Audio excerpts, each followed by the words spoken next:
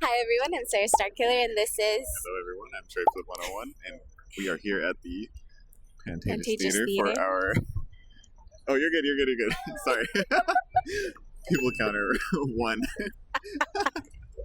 We're here for our out-of-theater experience, and there's a lot of foot traffic right now. Did you please go by? You're totally fine. Yeah, you could have just gone this way. Oh, sick. Yeah. Just make sure we're good. A video. You guys are reviewing it or what? Yeah. Yeah, we have like a little...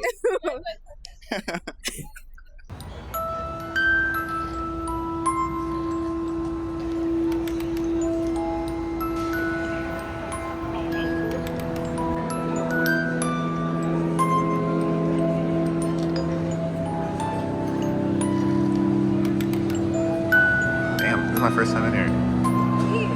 Earlier when you said you have been saying, oh, I've been there before, I've been there before. Yeah, to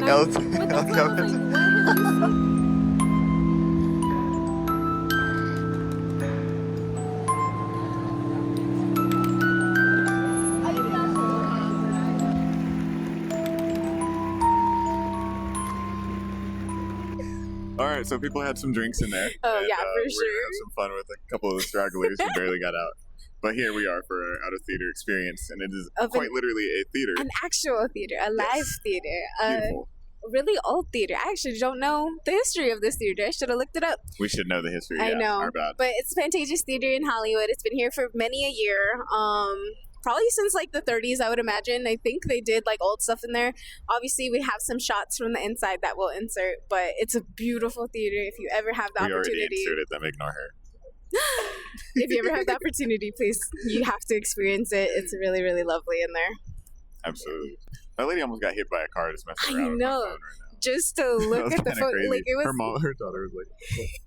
The craziest part is like, what were you gonna see on that side that you weren't gonna see on this side? Like what? She wanted to see if we were in frame. I appreciate that. Yeah. Cinematography, drive-by cinematography. I stand. Okay. Anyways, Harry Potter and the Cursed Child. Yes, right? that is what we saw. Okay.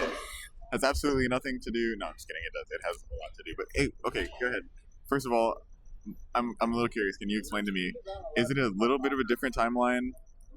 Because he mentioned. Okay, so here's the thing: is that like yes, it kind of is. I do think it's like kind of a direct sequel to like mainline. Mind you, I haven't read the books, but mainline movies, right? Right. It picks up right where they left off, where they were taking the kids when to they're the like Hogwarts exactly. So there's that. What part of it are you thinking is not the person that they mentioned who's dead in the other ones? What was it? Cedric? McGonagall? No. They mentioned Snape. Everyone from what I saw is who's dead from the movies is dead in this too. There's no extras that were dead.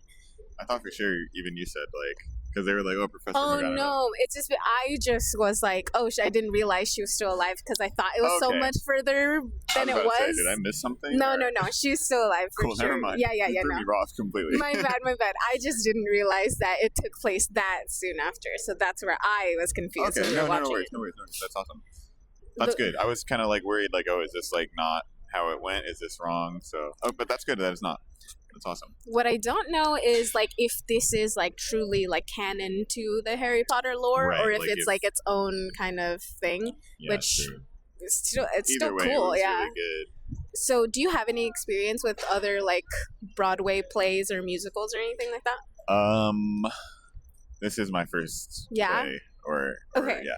So, it having been your first one, like, how do you feel about it? What did you like about it, or did not? I thought it was really good. It was like, as far as plays go, I mean, if you come to the Pantages, it's one of the like bigger theaters in LA. Yeah. Right. So if they're doing a play here, it's gonna be with seasoned professionals. I feel.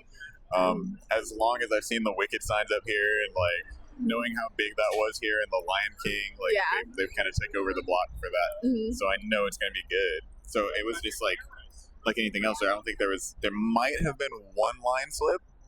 Yeah, I think I heard one, but they're so good at covering it up. Right. I think I might have heard like 2 where it was like a mispronunciation of a word, but then he fixed it like really quick, and I was just like, but they're so good. I feel like not that I'm an actress or anything, but if I were to act and mess up a word, I would let that kill the whole scene. No, I would be like, oh, no, you know, and they're so good at just like picking it up. No, Which, you'd be fine. You'd be great. Which, yeah, they are 100% professionals. Also, like, one of the coolest things about this one. So I've seen quite a few, like, musicals. This is my first, like, play. Okay. Usually it's musical. I did Wicked, The Book of Mormon, Beauty and the Beast, Chicago. Wow. And all of those, and Mamma Mia. And all of those have... Those sound like huge productions. Here's the thing. Wicked was my first one and is the biggest production for sure, right?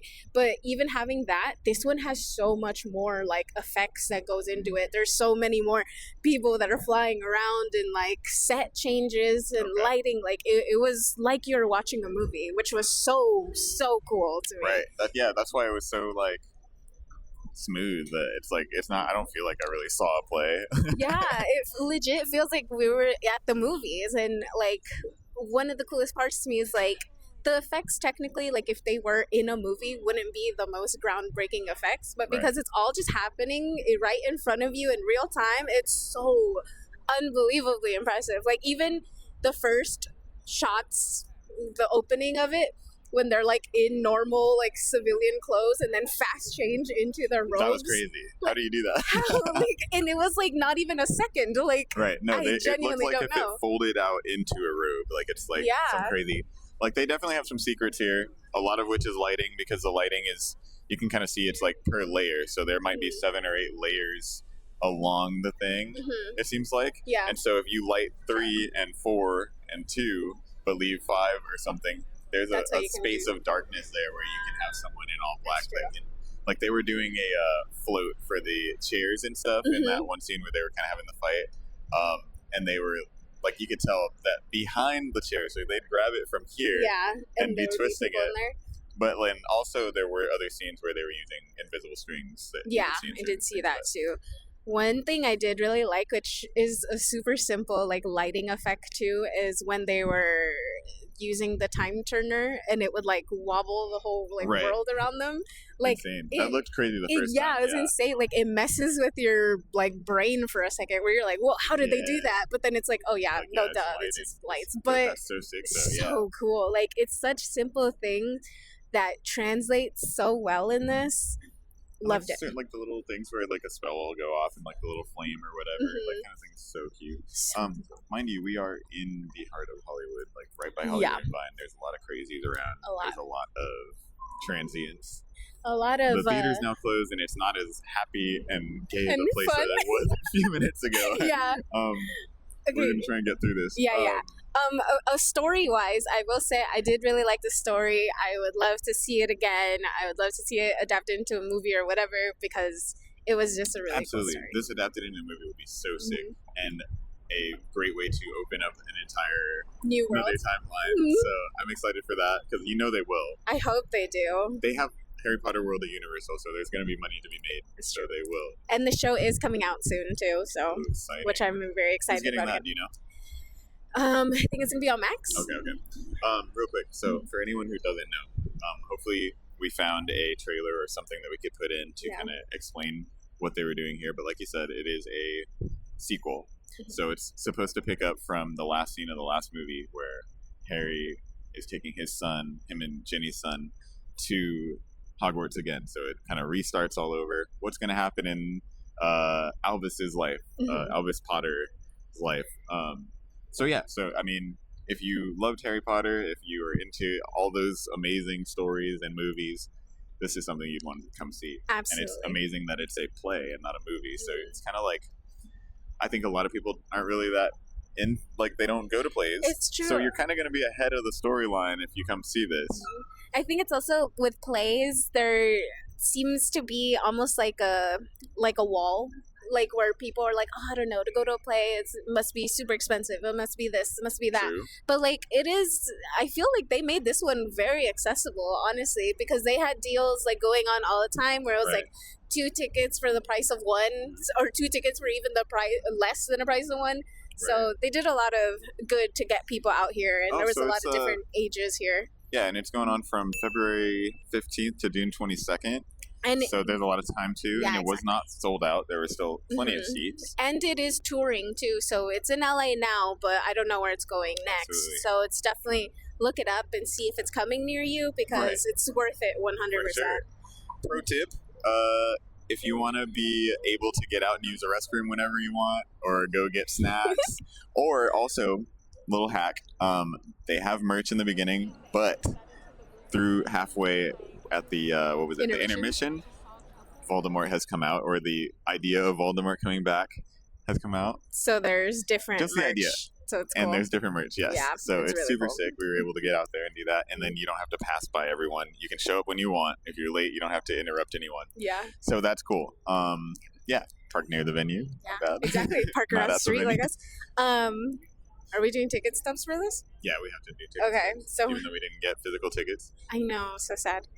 How many ticket stubs would you give Harry Potter and the Cursed Child at the Pantages Theater? I think it was fun. I think it was good. Picturing the list. Who would I bring here? Yeah, no, of like why I checked it off. I think it was really good. I think it was a good movie. I think it's an experience. Mm-hmm. And obviously, you know, Harry Potter goes back in a lineage of fans and people who are into this world, the wizarding world. So, I mean, yeah, I think easily 5. 5? I would give 5, yeah. I think I would too. Okay. Like, I feel like it's such an experience that, again, people of all different ages and even, like, interest levels of Harry Potter would like. Right. Like, from super fan to, like, a casual fan, I think you would have so much fun. Even if you just saw a movie or two and then They're not in the shot. a movie or two and just went to Universal or whatever, like, you would enjoy it. So, definitely, I think you could bring anybody, really. Yeah, for sure. It would be great. What the hell is a frolic room? This looks like it's a bar. Raunchy fucking it's like, yeah, it's one of those, like, you know, one of those bars. If you catch my drift, one of those Hollywood bars. Yeah, I'm trying to speed this along. I'm scared. We're going to get. Hold on, I want to show off my robe, my Quidditch. Oh yeah. Here, take a step back if you can. I got this at Universal. Oh, I got this at Universal. Beautiful. Thank you. I just needed to show it off. It was necessary. It was. Yes. I did look nicer earlier, but it's quite cold in there. Yeah, so it was really cold, actually. Warehouse number 2, shout out. Okay. All right, guys. This has been our out of theater experience. Like, subscribe, let us know what we need to do next. And yes, please. We will go, probably. Most likely. Yeah, unless it's guys. like the weekend movie. I don't want to watch that. Is that what that is? Yeah, he has a movie coming out with Jenna Ortega. I thought it was a show. No. I didn't read it. I'm not interested. Yeah, me neither. Anyway. So, okay, right. bye. Later, guys. Real quick, we forgot. We pulled up at our. Soy sauce. Oh yeah, here. She's not here. One thing I really wanted to mention about the play was that immediately I was like, this is Imogen Heap's music, because they used First Train Home, or like it stems from it, for the opening scene when they're in the train station, which is so fitting. But throughout the entire thing, it was like the same type of musical stylings that Imogen Heap would normally be using, or sounds that she uses, or stems of other songs. So afterwards, I did look up that Imogen Heap did all 4 contemporary pieces for this soundtrack. So that was super cool. If you're a fan of Imogen Heap, or if you know I'm God by Lil B, or if you know, I think it's Tom May by Wicca Phase, or anyone who's ever sampled their stuff. There's that one song that A$AP Rocky sampled. That stems from that one in here as well. So the music side's really good. Imogen Heap's dope. The music was really good. Crispy gang.